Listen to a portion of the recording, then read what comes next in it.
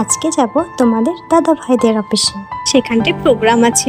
প্রোগ্রামে যাওয়ার জন্য কোন শাড়িটা পরবো সেটাই ভাবছিলাম। তারপরে মাথায় আসলো রাত্রে তো ব্ল্যাকটাই সুন্দর লাগবে, তাই ব্ল্যাক শাড়িটা বার করে আয়নার সামনে বসে পড়লাম। আর এটা হচ্ছে আমার ফাইনাল লুক, কেমন হয়েছে জানিও।